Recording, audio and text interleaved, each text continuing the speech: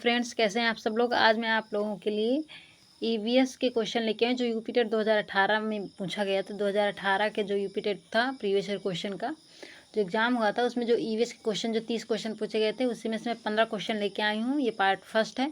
Part second में हम 15 question और ले लेंगे, तो दोनों मतलब 30 क्वेश्चन आते हैं यूपी टेट में। तो 15 आज पढ़ेंगे, 15 सेकंड पार्ट में पढ़ेंगे और पूरा कवर करेंगे विथ एक्सप्लेनेशन। ठीक है, मैं जितना हो सकता है मैं अपना 100% आप लोगों को एक्सप्लेन करती हूँ। फिर भी अगर कोई क्वेरी हो, कोई प्रॉब्लम हो, कोई क्वेश्चन हो, तो आप नीचे कमेंट बॉक्स में कमेंट कीजिए। प्लीज़ आप लोग ना ये वीडियो देखने के बाद कमेंट बॉक्स में कमेंट करके ज़रूर बताया करिए कि आपको मेरा क्लास कैसा अच्छा, मेरी क्लास कैसी लगी, मतलब मेरा प्रयास कैसा लगा आप लोगों को। उससे क्या है, एक अलग मोटिवेशन मिलता है। ठीक है, तो हम चलते हैं, क्लास को शुरू करते हैं। चाहे मैं क्लास को शुरू करूं इसके पहले आप लोग चैनल को लाइक शेयर कर दीजिए। अगर चैनल पर नए हैं तो सब्सक्राइब करके बेल आइकन प्रेस कर लीजिए। आप लोग, मैं ये नहीं करूँ कि पहले ही कर दीजिए, अंधे बन के नहीं करना है लाइक। ठीक है, आप लोग पूरा देख लीजिएगा। अगर आपको अच्छी लगे, आपके लिए हेल्पफुल लगे, तो आप लोग फिर ज़रूर कीजिएगा। ये आपकी जिम्मेदारी है कि आप अगर कोई मेहनत कर रहा है तो उसके लिए एक लाइक तो बनता ही है। ठीक है, चलिए फर्स्ट क्वेश्चन पर हम आते हैं। फर्स्ट क्वेश्चन क्या है, किस वर्ण की उपस्थिति के कारण पौधे हरे होते हैं। पहला क्वेश्चन है हमारा, किस वर्ण की उपस्थिति के कारण पौधे हरे होते हैं। Anthocyanin, carotenoid, lycopene. तो हम लोग पढ़ रहे थे, मैं बीच में थोड़ा सा स्टॉप कर दिया था, कुछ काम था मुझे। फिर से हम पढ़ते हैं क्वेश्चन, किस वर्ण की उपस्थिति के कारण पौधे हरे होते हैं। एंथोसाइनिन, कैरोटीनायड, लाइकोपीन और क्लोरोफिल। तो हम सबको पता है कि हरे पौधे में किस वर्ण की उपस्थिति के कारण पौधे हरे होते हैं, क्योंकि वो कार्बन डाइऑक्साइड की उपस्थिति में। ठीक है, कार्बन डाइऑक्साइड की उपस्थिति क्लोरोफिल के कार्बन डाइऑक्साइड की उपस्थिति में तो फोटोसिंथेसिस करते हैं, प्रकाश संश्लेषण करते हैं। कार्बन डाइऑक्साइड की उपस्थिति में वो अपना भोजन निर्माण करते हैं। ठीक है, तो क्लोरोफिल क्या है हमारा राइट आंसर। क्लोरोफिल वर्णक है जिसके कारण वह जो पौधे होते हैं वो हरे भरे होते हैं। ठीक है, क्लोरोफिल कहाँ पाया जाता है मोस्टली, तो वो हरी पत्तियों में पाया जाता है। तो ऑप्शन नंबर डी क्या हो जाएगा हमारा, सही हो जाएगा। तो किस वर्ण की उपस्थिति के कारण पौधे हरे होते हैं, तो क्लोरोफिल के कारण। क्लोरोफिल को पर्णहरित भी कहते हैं, हरित लावक भी कहते हैं, पर्णहरिम भी कहते हैं। पर्णहरित, हरित लावक, पर्णहरिम, कई नामों से ये इन तीनों नामों से जाने जाते हैं। ठीक है, तो क्लोरोफिल अगर मोस्टली कहाँ पाया जाता है, तो पौधे के हरे भागों में, जैसे पत्तियों में ज़्यादा पाया जाता है। ठीक है, और इसी के कारण ही पौधे हरे भरे होते हैं। ठीक है, और क्लोरोफिल जो है वो प्रकाश संश्लेषण में भी भूमिका निभाता है। प्रकाश संश्लेषण कैसे होता है, क्लोरोफिल और सनलाइट की उपस्थिति में होता है। कार्बन डाइऑक्साइड को ऑक्सीजन के साथ मिला के उसको कार्बोहाइड्रेट में परिवर्तित किया जाता है, मतलब पौधे अपना भोजन बनाते हैं। और जो पौधे अपने भोजन स्वयं बनाते हैं उन्हें क्या कहते हैं, स्वपोषी कहते हैं। और ऐसे जीव पौधे सभी हरे पौधे क्या होते हैं, स्वपोषी होते हैं, क्योंकि उनमें क्लोरोफिल पाया जाता है और क्लोरोफिल की उपस्थिति में भोजन का निर्माण करते हैं, इसलिए स्वपोषी होते हैं। और जो जीव अपना भोजन का निर्माण खुद नहीं करते हैं वो क्या होते हैं, परजीवी होते हैं, क्योंकि वो दूसरों पर डिपेंड होते हैं। ठीक है, जैसे मनुष्य जो है ये परजीवी है। ठीक है, स्वपोषी नहीं है, परजीवी कह रहे हैं, परपोषी है। ठीक है, स्वपोषी नहीं। क्यों, क्योंकि इसके पास क्लोरोफिल नहीं पाया जाता। जंतुओं के पास क्लोरोफिल नहीं होता है, क्योंकि इनके पास इसीलिए ये अपना भोजन स्वयं नहीं बना सकते हैं। पौधों के पास क्लोरोफिल पाया जाता है, इसलिए वो अपना भोजन स्वयं बना लेते हैं। इसलिए सभी हरे पौधे स्वपोषी होते हैं और सभी जीव जंतु परपोषी होते हैं। ठीक है, अब हम चलते हैं अपने नेक्स्ट क्वेश्चन की तरफ। नेक्स्ट क्वेश्चन क्या है हमारा, अगला क्वेश्चन है, थोड़ा क्वेश्चन छोटा करते हैं जिससे पूरा आ जाए। दूसरा क्वेश्चन क्या है, मानवीय गतिविधियां जो पृथ्वी पर जलवायु परिवर्तन के लिए जिम्मेदार हैं। एरोसॉल कैन का प्रयोग, वनों को जलाना, कृषि क्रियाकलाप, यह सभी मानवीय गतिविधियां जो पृथ्वी पर जलवायु परिवर्तन के लिए जिम्मेदार हैं। ठीक है, तो हम पहले ये समझ लेते हैं कि पृथ्वी पर जो जलवायु परिवर्तन होता है वो दो कारकों से होता है। वो मानवीय गतिविधियों से भी प्रभावित होता है, प्राकृतिक गतिविधियों से भी प्रभावित होता है, दोनों तरीके से प्रभावित होता है। मानवीय गतिविधियां क्या हैं, जैसे कि ग्रीन हाउस गैस प्रभाव होता है, वैश्विक तापन बढ़ जाता है, जैसे फैक्ट्रियों से जो गैसें निकलती हैं उनसे क्या होता है, वैश्विक तापन बढ़ जाता है, ग्रीन हाउस गैस इफेक्ट होता है। ठीक है, ये मानवीय गतिविधियां हैं जो जलवायु को परिवर्तित करती, इफेक्ट करती हैं। प्राकृतिक परिवर्तन भी होता है। ठीक है, तो ये दोनों प्रकार से प्रभावित होते हैं। तो क्या होता है, एरोसॉल कैन का प्रयोग जी ये भी प्रभावित करता है। दूसरा, वनों को जलाना, यस, जब वनों को जलाते हैं हम तो उनमें जो गैसें निकलती हैं कई कई प्रकार, तो वो क्या वातावरण को प्रभावित करती है, जलवायु को प्रभावित करती हैं, उससे क्या जलवायु परिवर्तित होता है। ये भी होता है। कृषि क्रियाकलाप, कृषि में हम जब कृषि क्रियाकलाप का मतलब ये है कि जब हम खेतों में अनाज बोते हैं उनमें कई प्रकार की दवाएं डालते हैं, कीटनाशक दवा, कभी कुछ कभी खाद, तो ये भी क्या है हमारे जलवायु को प्रभावित करती हैं। तो जलवायु परिवर्तन इससे भी होता है, इससे भी होता है। तो मतलब जब तीनों से होता है तो ये तीनों गलत हो जाएंगे और ऑप्शन नंबर डी हमारा सही हो जाएगा कि यह सभी जो है जलवायु परिवर्तन को प्रभावित करते हैं। ठीक है, अब हम चलते हैं अपने अगले क्वेश्चन पर। अगला क्वेश्चन क्या है हमारा तीसरा, यूफॉर्बिएसी फैमिली की कौन सी फसल बायोडीजल उत्पन्न करने के लिए जानी जाती है। यूफॉर्बिएसी की कौन सी फसल बायोडीजल उत्पन्न करने के लिए जानी जाती है। तो मैं इसमें वेस्ट नहीं करूँगी टाइम, ये याद करने वाली चीज़ है। जेट्रोफा नाम का एक पौधा होता है, ठीक है, ये फसल है, पौधा क्या है, ये फसल है। जेट्रोफा नाम की फसल होती है जिनके बीजों से तेल निकाल कर बायोडीजल उत्पन्न किया जाता है। और इनकी जो खली निकलती है, जैसे सरसों के तेल में जब सरसों का तेल निकालते हैं तो उसमें खली बचती है ना, उसी तरह ये भी जेट्रोफा एक फसल है जिसके बीजों से तेल निकाला जाता है जो जिससे बायोडीजल उत्पन्न किया जाता है। जो खली होती है उसको हम जैविक खाद के रूप में प्रयोग करते हैं क्योंकि इसमें बहुत ज़्यादा मात्रा में प्रोटीन पाया जाता है। ठीक है, तो जेट्रोफा से अगर कभी भी आपको पूछा जाए कि बायोडीजल उत्पन्न करने के लिए जाना जाता है तो जेट्रोफा नामक फसल होती है। आई होप आप लोगों को समझ में आ गया होगा। अब हम चलते हैं अपने अगले क्वेश्चन की तरफ। अगला क्वेश्चन है हमारा, अगला क्वेश्चन है चौथा, जड़ी बूटियों की रानी भारत की सबसे पवित्र जड़ी बूटी है। इस औषधि पौधे का हिंदू धर्म में महत्व है और इसका वानस्पतिक नाम ऑसिमम सैक्टम है। इसको सामान्यतः किस नाम से जाना जाता है। एक ऑप्शन नीचे रहेगा, मैं इसको और छोटा कर देती हूँ जिससे वो ऑप्शन भी दिख जाए। ठीक है, तो कह रहा है कि ऑसिमम सैक्टम क्या है, तुलसी का रासायनिक नाम है, वानस्पतिक नाम है। ठीक है, तो ऑसिमम सैक्टम है, ये भी आप लोग याद रखिएगा। तो इसको सामान्यतः किस नाम से जाना जाता है, जड़ी बूटियों की रानी है, पवित्र जड़ी बूटी, हिंदू धर्म में महत्व है। तो इसमें से आपको वैसे भी आप कॉमन सेंस लगा के भी समझ सकते हैं कि अजवाइन को तो नहीं मानते हैं, रोजमेरी भी नहीं है, धनिया भी नहीं, धनिया तो मसाला है, अजवाइन।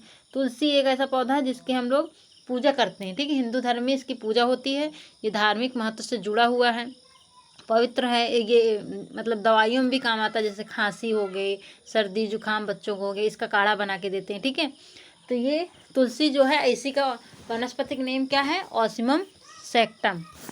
ठीक है, अब हम चलते हैं अपने नेक्स्ट क्वेश्चन के। अगला क्वेश्चन क्या है हमारा, अगला क्वेश्चन है हमारा पांचवा, पीने के लिए सुरक्षित जल को क्या कहते हैं। पीने के लिए सुरक्षित जल को क्या कहते हैं, ताज़ा जल, पीने योग्य जल, अशुद्ध जल, नल का जल।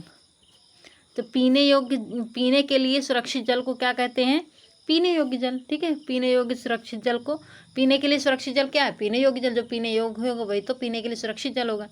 तो पीने योग्य जल क्या है, बी, ऑप्शन नंबर बी हमारा क्या हो जाएगा, सही हो जाएगा। अगले क्वेश्चन की तरफ चलते हैं। इसमें कुछ समझाने वाली चीज़ नहीं है इसलिए मैं उसमें कुछ नहीं समझाऊंगी, टाइम वेस्ट नहीं करूँगी। छठा नंबर क्वेश्चन क्या है हमारा, वर्ष 1984 की भोपाल गैस त्रासदी निम्न में से किस गैस के रिसाव के कारण हुई थी। ये भी बहुत फेमस क्वेश्चन है, मोस्टली एग्जाम में पूछा जाता है कि 1984 में जो भोपाल गैस त्रासदी हुई थी वो किस गैस के रिसाव के कारण हुई थी। तो ये भी याद करने वाली चीज़ है, ये भी क्या, methane, methyl isocyanide, nitrous isocyanide, carbon monoxide. तो ये ऑप्शन नंबर बी हमारा क्या हो जाएगा, सही हो जाएगा कि मिथाइल आइसोसाइनाइड के रिसाव के कारण 1984 में भोपाल में गैस त्रासदी हुई थी जिसमें लाखों लोगों की मौत हुई थी। ठीक है, ये कब हुआ था, ये दिसंबर 1984 में यूनियन कार्बाइड प्लांट, जो भोपाल में एक कंपनी थी, ठीक है, भोपाल में एक फैक्ट्री थी, ये कह सकते हैं कि भोपाल में एक फैक्ट्री थी यूनियन कार्बाइड प्लांट नाम की, जिसमें दिसंबर 1984 की रात को मिथाइल आइसोसाइनाइड के रिसाव हो गया था। मिथाइल आइसोसाइनाइड गैस के रिसाव के कारण हजारों लाखों लोगों की मौत हो गई थी। ठीक है, तो बहुत फेमस क्वेश्चन है, हमेशा पूछा जाता है। तो छठवें का ऑप्शन नंबर बी हमारा क्या हो जाएगा, सही हो जाएगा।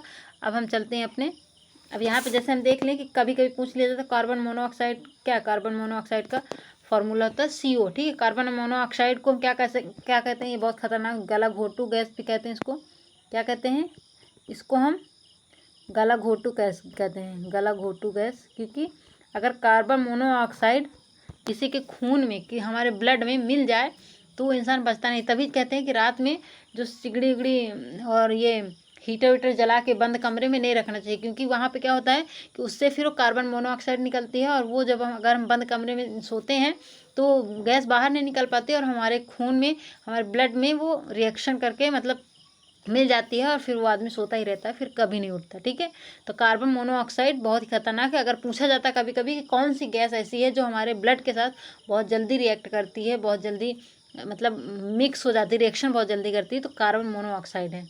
ठीक है, अब हम चलते हैं अपने अगले क्वेश्चन की तरफ। अगला क्वेश्चन है हमारे साथ में, विश्व पर्यावरण दिवस कब मनाया जाता है। ये तो बहुत ही हलवा क्वेश्चन है, बहुत इजी है, बहुत फेमस क्वेश्चन है, टेट में तो हमेशा पूछा जाता है। तो विश्व पर्यावरण दिवस कब मनाया जाता है? 5 जून को। पहला हमारा आंसर सही हो जाएगा ए, 5 जून को विश्व पर्यावरण दिवस मनाया जाता है। और बीच में देख लेते हैं, 16 सितंबर को क्या मनाया जाता है? विश्व ओजोन दिवस। ठीक है, क्या मनाया जाता है? विश्व ओजोन दिवस। 11 जुलाई को क्या मनाया जाता है? विश्व जनसंख्या दिवस। ठीक है, तो 16 सितंबर को विश्व ओजोन दिवस मनाया जाता है, 11 जुलाई को विश्व जनसंख्या दिवस मनाया जाता है, और 7वें का हमारा ऑप्शन नंबर ए सही होगा। विश्व पर्यावरण दिवस कब मनाया जाता है? 5 जून को। ठीक है, इसकी स्थापना कब हुई थी?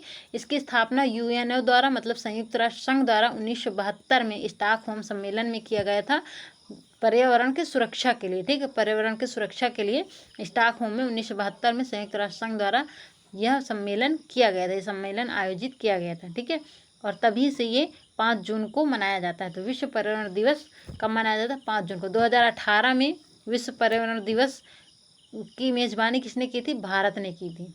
ठीक है, अब हम चलते हैं अपने अगले क्वेश्चन की तरफ। 8वां क्वेश्चन क्या है? एम.एस. स्वामीनाथन एक पारिस्थितिक, मतलब एम.एस. स्वामीनाथन एक है, मतलब ये कह रहा है कि एम.एस. स्वामीनाथन क्या है। क्वेश्चन और छोटा कर लेते हैं जिससे में सारे ऑप्शन दिख जाए। एम.एस. स्वामीनाथन क्या है? पारिस्थितिक वैज्ञानिक हैं, पत्रकार हैं, कृषि वैज्ञानिक हैं, पक्षी वैज्ञानिक हैं। तो पारिस्थितिक वैज्ञानिक नहीं है ये, कृषि वैज्ञानिक भी नहीं, मतलब सॉरी ऑप्शन ही मैंने गलत कर दिया। पारिस्थितिक वैज्ञानिक नहीं है, पत्रकार भी नहीं है, पक्षी वैज्ञानिक भी नहीं है, ये क्या है? एक कृषि वैज्ञानिक है। ठीक है, तो एम.एस. स्वामीनाथन एक कृषि वैज्ञानिक हैं। अगर पूछा जाता है कि भारत में, ठीक है, बहुत ध्यान से सुनिए, अगर पूछा जाए कि भारत में हरित क्रांति के जनक कौन है, इन्हें हरित क्रांति के जनक भी कहते हैं। ठीक है, हरित क्रांति के जनक, हरित क्रांति के जनक कौन है भारत में, ये पूछा जाए। जब पूछा जाता है कि भारत में हरित क्रांति के जनक कौन है, तो एम.एस. स्वामीनाथन को कहा जाता है, क्योंकि इन्होंने 1966-67 में भारत में हरित क्रांति की शुरुआत की थी, जिसका प्रभाव सबसे ज़्यादा गेहूं और चावल के उत्पादन में पड़ा था। ठीक है, चावल और गेहूं के उत्पादन में बहुत ज़्यादा वृद्धि हुई थी हरित क्रांति के तहत। ठीक है, तो हरित क्रांति की शुरुआत 1966-67 में भारत में एम.एस. स्वामीनाथन ने की थी। जबकि अगर पूछा जाए कि विश्व में हरित क्रांति के जनक किसे कहा जाता है, तो विश्व लेवल में जो हरित क्रांति के जनक थे, जिन्होंने हरित क्रांति की शुरुआत की थी, वो नॉर्मन बोरलॉग थे। Norman Borlaug. ठीक है, कौन थे? Norman Borlaug. तो विश्व में हरित क्रांति के जनक नॉर्मन बोरलॉग हैं, जबकि भारत में हरित क्रांति के जनक एम.एस. स्वामीनाथन हैं, जिन्होंने 1966-67 में भारत में हरित क्रांति की शुरुआत की थी। और हरित क्रांति का सबसे ज़्यादा इफेक्ट किस पर पड़ा? सबसे ज़्यादा उत्पादन में वृद्धि में किस फसल में हुई थी? गेहूँ और चावल में। ठीक है, मुझे आशा है कि आप लोगों को क्वेश्चन समझ में आ गया होगा। अब हम चलते हैं अपने अगले क्वेश्चन की तरफ। अगला क्वेश्चन क्या है हमारा? 9 number, wild life institute of India कहाँ स्थित है? Wild life institute of India कहाँ स्थित है? आ अहमदाबाद, बा नई दिल्ली, कोयम्बटूर, देहरादून। तो wild life institute of India, wild life institute of India ये कहाँ स्थित है? तो ये हमारा स्थित है देहरादून में, उत्तराखंड के देहरादून में हमारा स्थित है। तो wild life institute of India WII कहाँ स्थित है? उत्तराखंड के देहरादून में स्थित है। इसकी स्थापना कब हुई थी? इसकी स्थापना हुई थी 1982 में। ठीक है, WII की स्थापना उत्तराखंड के देहरादून में 1982 में हुआ था। किस उद्देश्य से हुआ था? यहाँ पे पक्षियों के संरक्षण के बारे में प्रशिक्षण देना, उनका प्रबंधन करना, इन सब पर सलाह या मशवरा दिया जाता है। ठीक है, अब हम चलते हैं अपने अगले क्वेश्चन की तरफ। अगला क्वेश्चन है हमारा, प्रकाश संश्लेषण के दौरान हरे पौधे निम्न में से किसे सोख लेते हैं? प्रकाश संश्लेषण के समय हरे पौधे निम्न में से किसे सोख लेते हैं? तो मैंने अभी पीछे बताया था प्रकाश संश्लेषण के बारे में कि प्रकाश संश्लेषण में मतलब प्रकाश संश्लेषण के दौरान हरे पौधे किसको सोख लेते हैं? तो वो कार्बन डाइऑक्साइड को सोख लेते हैं। ठीक है, क्योंकि कार्बन डाइऑक्साइड का ही वो ऑक्सीजन के साथ मिला के उसका कार्बन डाइऑक्साइड से वो अपना भोजन बनाते कार्बोहाइड्रेट में परिवर्तित कर देते हैं। ठीक है, तो कार्बन डाइऑक्साइड की उपस्थिति में कार्बन डाइऑक्साइड, सनलाइट और क्लोरोफिल और जल, इन सब से वो भोजन जो होते हैं, हरे पौधे होते हैं, वो अपना भोजन बनाते हैं। प्रकाश संश्लेषण जब कार्बोहाइड्रेट से सनलाइट की उपस्थिति में, क्लोरोफिल की उपस्थिति में जल के साथ क्रिया करके अपना भोजन बनाते हैं, तो इसी प्रक्रिया को क्या कहते हैं हम लोग? प्रकाश संश्लेषण, फोटोसिंथेसिस। ठीक है, प्रकाश, इसमें क्या होता है, कभी कभी पूछा जाता है कि प्रकाश संश्लेषण में क्या होता है? तो प्रकाशीय ऊर्जा को रासायनिक ऊर्जा में परिवर्तित किया जाता है। प्रकाशीय ऊर्जा मतलब सनलाइट को हम रासायनिक ऊर्जा में परिवर्तित कर देते हैं, भोजन के रूप में परिवर्तित कर देते हैं। ठीक है, मुझे लगता है कि आप लोगों को समझ में आ गया होगा। अगर हम इसकी बात करें, ऑक्सीजन को O से डिनोट करते हैं, नाइट्रोजन को N से, हीलियम को He से, ये H है। ठीक है, अगर इसकी हम बात करें, हाइड्रोजन, हीलियम, इसका 2 होता है, इसका कितना होता है? नाइट्रोजन का 7 होता है, ऑक्सीजन का 8 होता है। ठीक है, ये परमाणु क्रमांक मैंने बताया है। अब हम चलते हैं अपने अगले वाले क्वेश्चन पे। 11 नंबर क्वेश्चन क्या है? अपशिष्ट उत्पादों को खाने वाले जीवों को कहा जाता है। जो अपशिष्ट उत्पाद मतलब मरे हुए, सड़े गले, इनको जो खाते हैं ना, उनको सड़े गले मरे हुए जीवों को जो खाते हैं उन्हें क्या कहते हैं? तो देखो, जो मरे हुए सड़े गले जीवों को खाएगा उन्हें क्या कहेंगे? मृतक भक्षी कहेंगे। ठीक है, मांस भक्षी जो मांस खाता है वो है, तो ये नहीं होगा। शाक भक्षी जो घास फूस खाते हैं वो होते हैं, जैसे गाय, बकरी, भैंस, ये सारे होते हैं, ये शाक भक्षी होते हैं। मांस भक्षी कौन होते हैं? जैसे शेर, बाघ, ये क्या होते हैं? मांस खाते हैं, तो क्या होते हैं? मांस भक्षी होते हैं। मृतक भक्षी कौन होते हैं? जो जीवों को खाते हैं। जैसे कि कुछ जीव ऐसे होते हैं कि जो छोटे जीवों को खाते हैं, मतलब कि जो जीव अपने नाइट्रोजन की पूर्ति के लिए छोटे छोटे जीवों को, कीट मकोड़ों को खा जाते हैं। ठीक है, वो उन्हीं पे डिपेंड होते हैं, वो उनका भोजन होता है, तो उन्हें क्या कहते हैं? मृतक भक्षी कहते हैं। ठीक है, आई होप आप लोगों को समझ में आ गया होगा। अब हम चलते हैं अपने अगले क्वेश्चन पे। 12 क्वेश्चन क्या है हमारा? तप्त भौम जल से किस प्रकार की ऊर्जा प्राप्त होती है? ये नाम से ही पता चल रहा, तप्त मतलब भौम जल से मतलब भूमि जल, तप्त भूमि जल, तो भूमि जल से भूतापीय ऊर्जा प्राप्त होगी। ऑप्शन नंबर ए हमारा सही हो जाएगा। जल विद्युत ऊर्जा किससे प्राप्त होगी? ये जल से प्राप्त होगी। सौर ऊर्जा सूर्य से प्राप्त होती है। ठीक है, और नाभिकीय ऊर्जा क्या होती है? ये नाभिकीय संलयन या नाभिकीय विखंडन के समय प्राप्त होती है नाभिकीय ऊर्जा। अब हम चलते हैं अगले क्वेश्चन की तरफ। अगला क्वेश्चन क्या है? 16 घास स्थल कहाँ पाए जाते हैं? 16 घास स्थल कहाँ पाए जाते हैं? तो 16 घास स्थल कहाँ पाए जाते हैं? हमारे पश्चिमी घाट में। तो ऑप्शन नंबर बी क्या हो जाएगा? हमारा सही हो जाएगा। 16 घास स्थल कहाँ पाए जाते हैं? पश्चिमी घाट पर। और कुछ मैं बता देती हूँ, जैसे कि बहुत 2-4 हैं जो इम्पोर्टेंट घास स्थल हैं जो अक्सर पूछे जाते हैं। पंपास घास स्थल कहाँ पाए जाते हैं? अर्जेंटीना में। प्रेरी कहाँ पाया जाता है? उत्तरी अमेरिका में। डाउन्स कहाँ पाया जाता है? ऑस्ट्रेलिया में। स्टेपी यूरेशिया में पाया जाता है। कंपास जो होता है ब्राज़ील में पाया जाता है। बेल्ट जो होता है दक्षिण अमेरिका में पाया जाता है। लॉनोज कोलंबिया और या वेनेजुएला में पाया जाता है। सवाना अफ्रीका महाद्वीप में पाया जाता है। ठीक है, अफ्रीका स्थल में पाया जाता है। तो ये कुछ इंपॉर्टेंट घास स्थल हैं जो अक्सर पूछे जाते हैं, मैंने बता दिया है, और मैं इस पर एक वीडियो भी पहले बना चुकी हूँ, तो आप लोगों ने अगर नहीं देखा है तो वो देख लीजिए। मैंने इसको वीडियो में बहुत ट्रिक से समझाया, आप लोगों को याद करने की ज़रूरत नहीं पड़ेगी, सिर्फ आप उसको देख लीजिएगा, वो आप लोगों को ऑटोमेटिकली मैंने उसमें बहुत अच्छी ट्रिक से समझाया आप लोगों को रिलेट करके कि कैसे आप लोग इसको याद कर सकते हैं। ठीक है, तो जिसने भी नहीं देखा है वीडियो देख लेगा, वीडियोज़ में होगा या प्लेलिस्ट में होगा, तो आप लोग चेक कर लीजिएगा। अब हम चलते हैं अपने अगले क्वेश्चन पे। अगला क्वेश्चन क्या है? भारत में पेलिकन पक्षी कहाँ प्रजनन करते हैं? कोक्कारे बेलूर में, नेलापट्टू में, कुंथुनकुलम में, यह सभी में। तो ये भारत में पेलिकन पक्षी जो होते हैं ये सब जगह, मतलब ये तीनों जगह प्रजनन करते हैं, मतलब हमारा ऑप्शन क्या हो जाएगा, ऑप्शन नंबर डी हमारा क्या हो जाएगा, सही हो जाएगा। इसमें कोई समझाने वाली चीज़ नहीं, ये रटने वाली चीज़ है। कार्य बेलूर में भी प्रजनन करते हैं, नीलापट्टू में भी प्रजनन करते हैं, कुंथन कुलम में भी प्रजनन करते हैं। जब तीनों जगह करते हैं तो ये तीनों सही है। इसका मतलब हमारा क्या हो जाएगा, ऑप्शन नंबर डी हमारा सही हो जाएगा, ऑल ऑफ द एबव। ठीक है, आज का हमारा लास्ट क्वेश्चन है। लास्ट क्वेश्चन पे हम चलते हैं। लास्ट क्वेश्चन क्या है हमारा, मिनी माता रोग ऐसी मछली खाने से होता है जिनमें अधिक मात्रा में पाया जाता है। मतलब मिनी माता रोग ये कह रहा है, मतलब कि मेन इसका टारगेट ये है कि मिनी माता रोग किससे होता है, किसको खाने से हो जाता है। तो मिनी माता रोग किससे होता है हमारा,